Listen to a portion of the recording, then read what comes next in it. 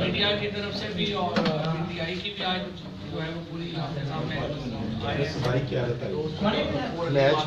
کراچی سے تشریف لائے تو اسی سے آپ کو ایک نظر آ رہا ہوگا کہ کل کا جو ہمارا احتجاج ہے اس میں جو پی ٹی آئی کی قیادت ہے وہ باقی جو صوبوں ہیں ان صوبوں سے یہاں لاہور میں پہنچنا شروع ہو گئی ہے. تو انشاءاللہ کل کا جو سیشن ہے وہ ہوگا. بس آج کچھ اہم پوائنٹس ہیں جو آپ کے ساتھ شیئر کرنا ضروری ہے. پاکستان تحریک انصاف کا جو نقطۂ نظر ہے چند امور کے اوپر وہ ضروری ہے کہ ہم سامنے لائیں. سب سے پہلے تو قصور کا واقعہ آج آپ دیکھ لیں کہ اتنے دن ہو گئے ہیں اور ابھی تک اس میں کوئی پیش رفت نہیں ہوئی. ہم چیف منسٹر صاحب کی آنیاں جانیاں دیکھ رہے ہیں. مسئلہ یہ ہے کہ خالی آنیاں جانیاں یا انگلیاں لہرانے سے ایڈمنسٹریشن نہیں ہوتی. ایڈمنسٹریشن ہوتی ہے جب آپ کمپیٹنٹ لوگوں کو اپوائنٹ کرتے ہیں, تعینات کرتے ہیں, اور پھر ان جو کمپیٹنٹ لوگ ہیں ان سے آپ کام لیتے ہیں. یہ نہیں ہوتا کہ آپ جس طرح سے یہ 4:30 بجے صبح وہاں پر گئے, آپ تعزیت کرنے گئے تھے یا آپ اذیت دینے گئے تھے. پچھلے سال مئی 2017 میں 5 بچیاں 3 سال کی, 5 سال کی, 6 سال کی بچیاں 5 انسیڈنٹس رپورٹ ہو چکے تھے کہ ان کو اغوا کیا گیا, ان کے ساتھ زیادتی کی گئی اور ان کو قتل کیا گیا. 5 بچیاں پچھلے سال تک یہ واقعات ہو چکے تھے. میاں محمود الرشید صاحب نے جو پی ٹی آئی کے لیڈر آف اپوزیشن ہے اس وقت پنجاب اسمبلی میں, پی ٹی آئی کے رہنما ہے, انہوں نے سپٹمبر 2017 میں یہ ریزولوشن جمع کرائی پنجاب اسمبلی میں کہ یہ بہت اہم واقعات ہو رہے ہیں, اس کے اوپر گفتگو کی جائے, بحث کی جائے. لیکن اسپیکر اسمبلی جو خود قصور سے ہے اور رانا ثناءاللہ نے یہ ریزولوشن کل کی اور اس پر بحث نہیں ہونے دی. اب 12 واقعات ہوئے ہیں اور ہم نے یہ دیکھا ہے کہ پولیس ڈی سی او کو بچانے کے لیے, پولیس خود کو بچانے کے لیے تو لوگوں کو سیدھی گولیاں مارتی ہے, لیکن لوگوں کو بچانے کے لیے کچھ نہیں کیا جاتا. اسی طرح کا واقعہ 2014 میں ہم نے دیکھا کہ پولیس نے سیدھی گولیاں ماری ماڈل ٹاؤن میں, اور ماڈل ٹاؤن کے واقعے کو 2014 سے لے کے اب تک انصاف نہیں ملا. جو ذمہ داران تھے, جس طرح قصور میں یہ کیا گیا, قصور میں آپ یہ دیکھیں کہ واقعہ ہوا اس سے پہلے 3 لوگوں کو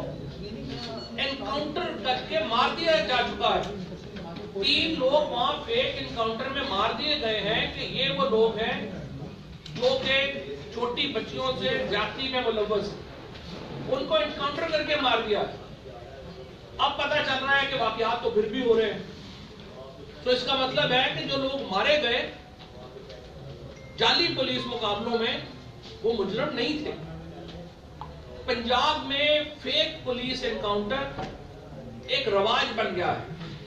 اور میں چیف جسٹس صاحب سے گزارش کروں گا, chief justice Lahore high court سے گزارش کروں گا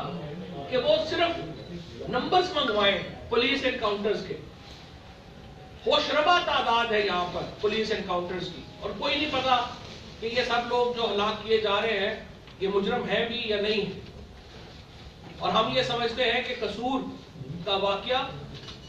پنجاب حکومت کا ایک بہت بڑی ناکامی ہے, ایک بہت بڑا فیلئر ہے, اور اس میں ابھی تک مجرم کا گرفتار نہ کیا جانا اس بات کی غمازی کرتا ہے کہ پنجاب میں حالات ٹھیک نہیں. اور جس طرح سے ان کمپیٹنٹ لوگوں کو نوازا جاتا ہے, ہم نے یہ دیکھا کہ ماڈل ٹاؤن کے واقعے میں جو لوگ ملوث تھے, توقیر شاہ صاحب جو سیکرٹری ٹو چیف منسٹر تھے, ان کو WTO میں امبیسڈر بنا کے جنیوا بھیج دیا گیا. اسی طریقے سے جو پولیس افسران وہاں پر ملوث تھے سب کو پرائز پوسٹنگ دی گئی. اسی طریقے سے عثمان صاحب جو ڈی سی او لاہور, ان کو تمام جو پرائز پروجیکٹس ہیں ان کا انچارج بنا دیا گیا.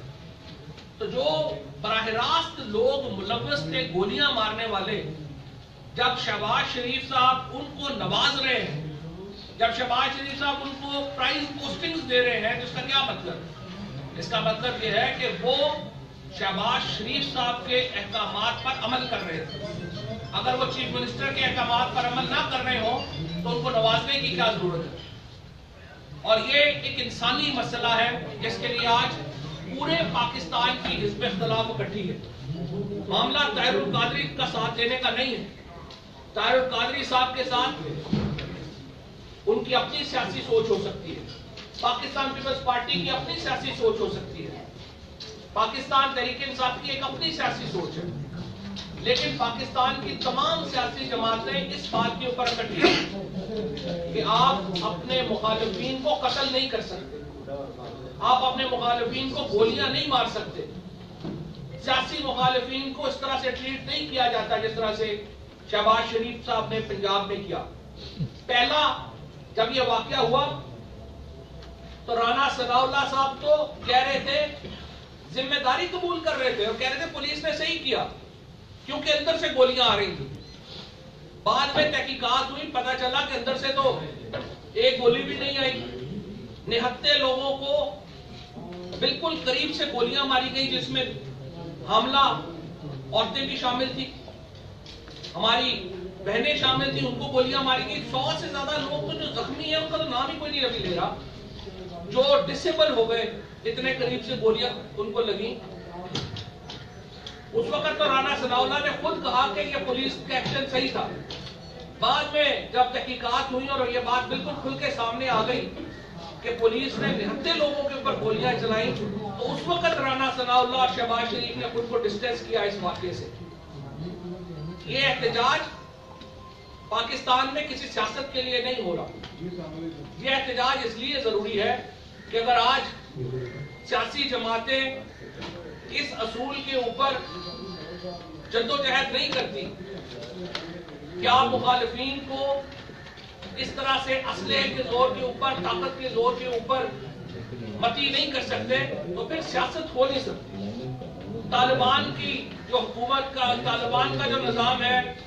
جو ظلم کا نظام ہے، اس میں اور شہباز شریف کے نظام میں کیا فرق ہے کہ مخالف جو بھی ہے اس کو آپ نے اگر گولیوں میں مارنی ہے تو پھر دہشت گردوں میں اور شہباز شریف میں کیا فرق ہے؟ اس لیے کل جو ہمارا اجتماع ہو رہا ہے وہ سیاسی وابستگیوں کے مد نظر نہیں ہو رہا، وہ انسانی وابستگیوں کے مد نظر ہو رہا۔ لہذا کل تمام جو سیاسی جماعتیں ہیں وہ اکٹھی ہوں گی۔ جس طرح سے میں نے عرض کیا، یہ بات میں واضح کر دوں، پہلے بھی میں نے واضح کیا ہے کہ یہ ہمارا ایک سیاسی اکٹھ نہیں ہے، لہذا اس کو خصوصی طور کے اوپر، ظاہر ہے دو بڑی سیاسی جماعتیں ہیں، پاکستان پیپلز پارٹی اور پاکستان تحریک انصاف۔ آپ پاکستان تحریک انصاف کو یہ ہمیں جو ہے وہ بات آ رہی ہے کہ کہیں یہ پیپلز پارٹی کے ساتھ ایک سیاسی الائنس کا پیش خیمہ تو نہیں ہے، تو یہ بات بالکل میں واضح کر دوں اور چیئرمین عمران خان کی طرف سے واضح کر دوں، کیونکہ اب سے کچھ ہی دیر پہلے بھی ان سے بات ہوئی، بالکل اسپیسیفک بات ہوئی اس بات کے اوپر،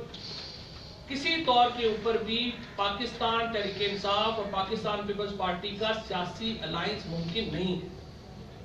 لہٰذا کسی بھی قسم کی غلط فہمی سے بچنے کے لیے ہم نے یہ گزارش کی ہے، اور تلخی بھی اس وقت ہم پیدا نہیں کرنا چاہتے، نہ کچھ ایسی کوئی بات ہے۔ ہمارا ایک اپنا سیاسی نظریہ ہے پاکستان تحریک انصاف کا، پاکستان پیپلز پارٹی کا ایک اپنا نظریہ ہے۔ ہم آصف زرداری صاحب کے ساتھ یا پاکستان پیپلز پارٹی کے ساتھ ایک سٹیج کے اوپر بیٹھنے کے لیے کہ اس سے یہ غلط فہمی نہ جائے کہ ہم کسی سیاسی الائنس میں جو ہے وہ جائیں گے، اس لیے ہم نے ریکویسٹ کی ہے کہ ہمیں اس کو 2 سیشنز میں جو ہے وہ تقسیم کر لیں۔ ایک سیشن میں آصف زرداری صاحب آ جائیں گے، ایک سیشن میں عمران خان صاحب آ جائیں گے۔ لہذا جو ایک کیوریوسٹی تھی، ایک لوگ جاننا چاہ رہے تھے کہ کہیں جو ہے یہ جو سٹیج ہے کیا ہوگا، کیا اس پہ تمام معاملات جو ہیں وہ آصف زرداری اور عمران خان اکٹھے ہوں گے، تو وہ میں واضح کرنا چاہتا ہوں شروع میں ہی کہ 2 سیشنز میں ہوگا یہ احتجاج۔ ایک سیشن میں زرداری صاحب ہوں گے، عمران خان صاحب دوسرے سیشن میں جو ہے وہ ہوں گے، یا جیسے بھی طے ہوتا ہے، کیونکہ ابھی مجھے بتایا گیا ہے کہ جو طاہر القادری صاحب ہیں وہ آصف زرداری صاحب کے ساتھ ان کی جو بھی بات چیت ہوگی اس کے اوپر جو ہے وہ چل رہے ہیں۔ سٹیج جو ہے وہ ایک ہے، کوئی ہم ریلی نہیں کر رہے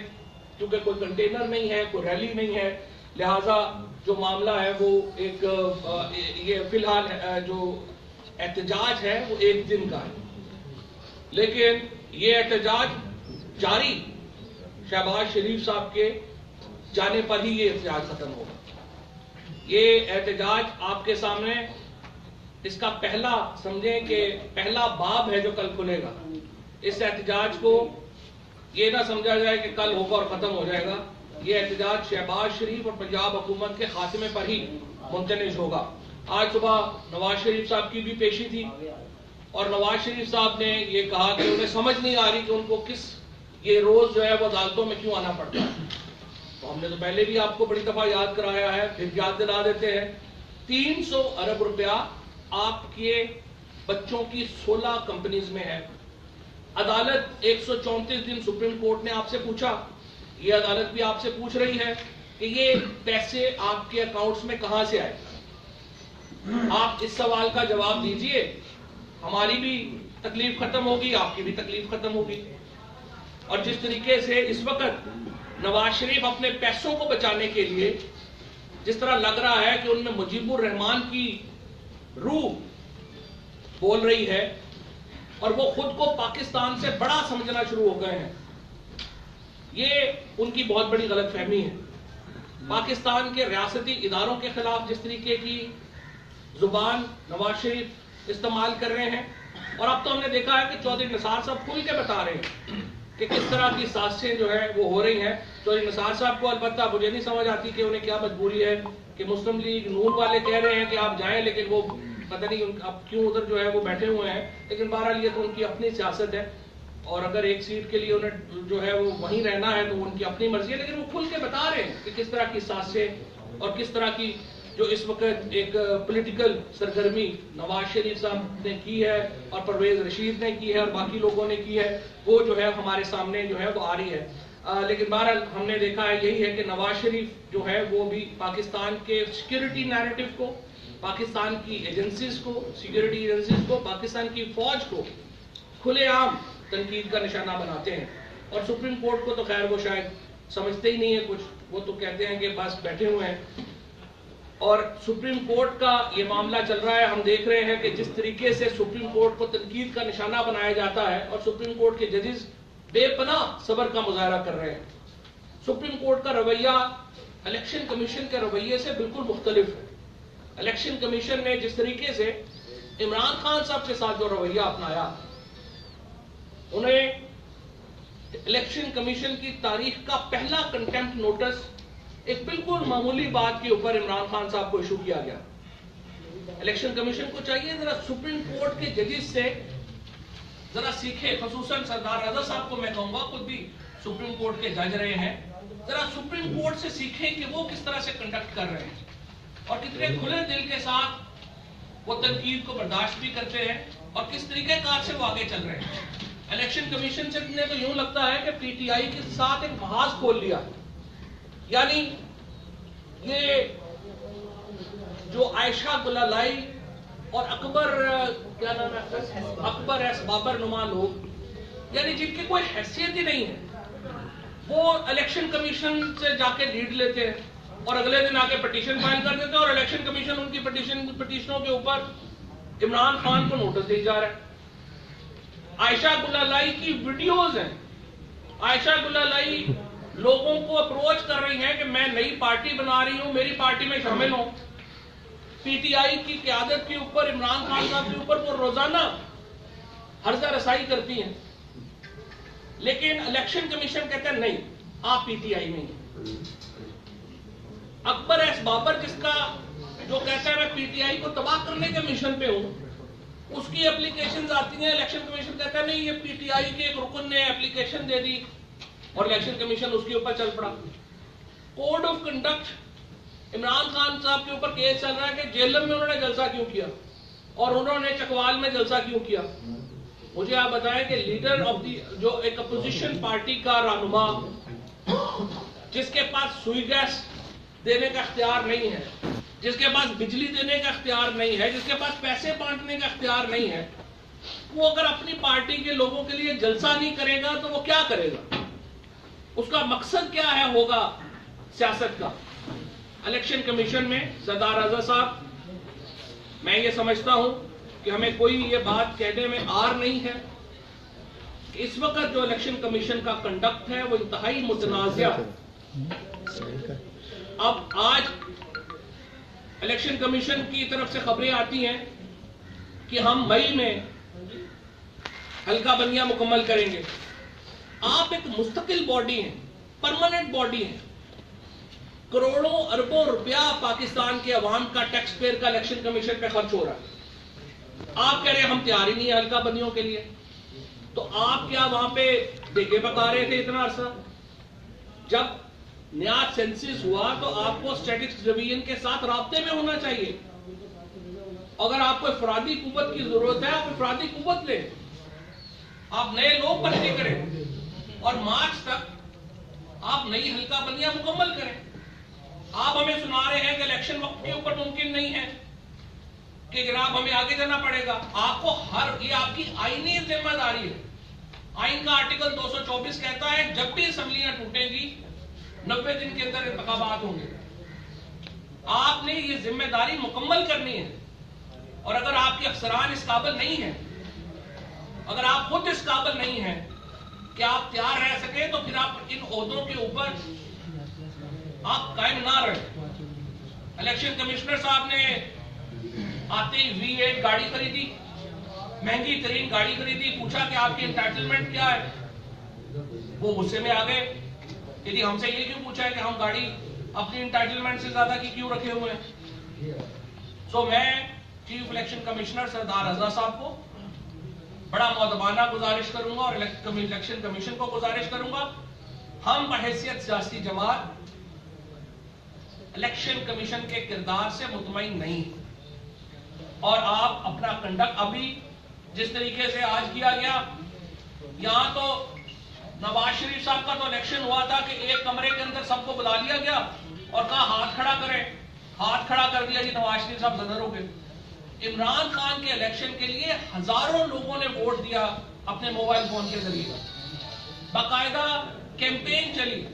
باقاعدہ الیکشن ہوئے، اور آپ کو نواز شریف کا الیکشن نظر نہیں آ رہا، آپ کو آصف زرداری صاحب کا اور بلاول بھٹو صاحب کا الیکشن نظر نہیں آ رہا کہ جیسا شیم الیکشن جو ہے ان پارٹیز میں ہوتا ہے، آپ کو نظر آتا ہے تو تحریک انصاف کا الیکشن نظر آیا ہے۔ جب ہم قومی الیکشن کی طرف جا رہے ہیں، الیکشن کمیشن کی طرف سے اس طرح کی ہرڈلز صرف تحریک انصاف کے اوپر اس کو دباؤ میں لانے کی کوشش ہے،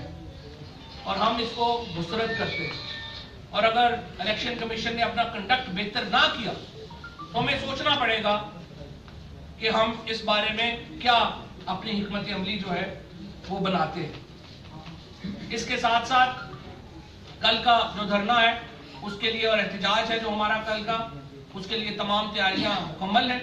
ہم نے درخواست کی ہے اپنے تمام، خصوصاً جو لاہور ریجن ہے وہ بھرپور طریقے سے، اور باقی جگہوں سے نمائندہ جس طرح سے کراچی سے علی عادل شیخ صاحب تشریف لائے ہیں، اسلام آباد سے وسیم شہزاد صاحب تشریف لائے ہیں، سو تمام جگہوں سے ہماری جو نمائندگی ہے انشاءاللہ تعالیٰ کل کے پروگرام میں ہو۔ اچھا جوئی صاحب یہ بتائیے گا کہ کل کے جلسے میں ظاہر ہے آپ کے ہزاروں کی تعداد میں کارکن آئیں گے، کیا آپ نے ان کو کوئی میسج کیا ہے؟ کیونکہ اب تک ان کی ٹریننگ یہی ہے، خان صاحب بھی کہتے رہے ہیں زرداری کو چور ہے، مافیا ہے، تو کہیں زرداری صاحب کل تقریر کرنے آئے تو وہ یہی نہ شروع کر دیں، تو آپ نے ان کو روکا کہ نہیں ان کو کلیپنگ کرنی ہے یا ان کو آپ نے جو ہے وہ لیڈر کہنا ہے؟ میں نے آپ کو جس طرح دوبارہ پہلے ہی منٹ میں نے آپ کو یہ واضح کیا تھا کہ یہ سیاسی اجتماع ہے نہیں، یہ اجتماع ایک انسانی اجتماع ہے۔ ہم تو سمجھتے ہیں کہ مسلم لیگ نون کے لوگوں کو بھی کل اس میں شامل ہے، کیسے استقبال کریں گے تحریک انصاف کارکن زرداری صاحب کا؟ ہم ایک سیشن میں ہیں، وہ دوسرے سیشن میں ہے، کارکن بھی الگ الگ ہوں گے سیشن میں۔ جو عمران خان کو سننے آئے گا وہ عمران خان کے سیشن میں آئے گا، جو زرداری صاحب کو خان صاحب آپ کہہ رہے ہیں کہ یکجہتی کے لیے کر رہے ہیں، آپ اظہار یکجہتی کر رہے ہیں، اور آپ تو شروع میں ہی تقسیم ہو گئے دو حصوں میں، پیپلز پارٹی علیحدہ کرے گی، اس کے بعد نون पी टी आई अलहदा करेगी, दोनों का अलहदा सेशन होगा, वो अपने अपने कारकुन आएंगे, वो चले जाएंगे, आपको यकजहती तो रहेगी नहीं। नहीं, यकजहती तो ये है ना, एक कॉज के लिए इकट्ठे हैं। ताहिरुल कादरी साहब तो दोनों सेशंस में होंगे ना, तो ताहिरुल कादरी साहब दोनों सेशंस में होंगे, जरदारी साहब भी एक सेशन को में आएंगे और एक सेशन ये दोबारा बता रहे फवाद साहब के कारकुन सिर्फ इमरान खान का खिताब सुनने के बाद वहां से रवाना हो जाएंगे, ये तफसील से तो यकीनी बात नहीं, ये तो ठीक है ना, कारकुनों को तो पूरे एहतजाज में आना है, वो दोनों सेशंस में आएंगे। अब ये जो है वो तमाम वक्त में रहेंगे, लेकिन सवाल जाहिर मतलब ये तो एक इंसानी फितरत है ना कि जिसको सुनने आता है, जिसको पसंद है, उसमें वो ज्यादा रहे। बेहतर ही तो 2 जलसे कर लेते मुख्तलिफ तारीखों नहीं, एक ही दिन बेहतर है। तो जलसे दो ही होते हैं। आसिफ अली जरदारी साहब, ये बताइए कि वाकई वो माफिया है, करप्ट है, आपका क्या कहना है? माफिया है बिल्कुल, इसमें क्या शुक्र है। पहले आप गलत थे जो उनका आप फिर सवाल कर लीजिएगा। वैसे तो फवाद चौधरी साहब ने बहुत ही कम्प्रीहेंसिव गुफ्तगू की है, लेकिन ये 2 बातें अननोटिस नहीं जानी चाहिए। पहली ये कि पिछले 15 रोज में भारत ने LOC के ऊपर 100 खिलाफ वर्जियां की हैं और गुज़िश्ता कल हमारे 4 जो जवान हैं फौज के वो शहीद हुए हैं। और मैं नहीं समझता कि जिस तरह का रद्द-ए-अमल जाना चाहिए फॉरेन ऑफिस से या पाकिस्तान की हुकूमत की तरफ से, वो उसके ऊपर कोई दिखाया गया है। और ये बड़ी तशवीश की बात है, यानी हम अंदर भी बहुत सारे इश्यूज में उलझे हुए हैं, लेकिन इसको भी फरामोश नहीं किया जा सकता, इससे भी सरफ नजर नहीं किया जा सकता। दूसरा, नए बनने वाले वजीर मिस्टर डैनी ने मतलब हैरान कुन बात कर दी है PIA की प्राइवेटाइजेशन की, जिसे ये पता ही नहीं है कि ज्वाइंट जो सेशन था पार्लियामेंट का, उसने कानून साजी कर दी थी कि आइंदा प्राइवेटाइजेशन पे बात नहीं होगी, सिर्फ इसको बेहतर करने के लिए रास्ता इख्तियार किया जाएगा। उसके बावजूद ऐसे बेखबर वज़रा मौजूद हैं कि सवाए वो नवाज शरीफ के कवालों के अलावा उनकी कोई जिम्मेदारी नहीं नजर आती।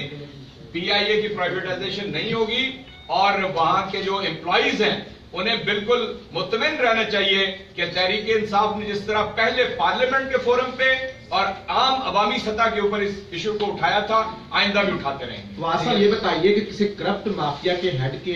किसी जलसे से खिताब से कोई मैसेज जाएगा, ये किस तरह का कट होगा? एक तरफ दयानतदार लीडर इमरान खान होगा, दूसरी तरफ करप्ट माफिया जरदारी ताहिरुल कादरी के साथ होगा और ताहिरुल कादरी आपके एलाई हैं।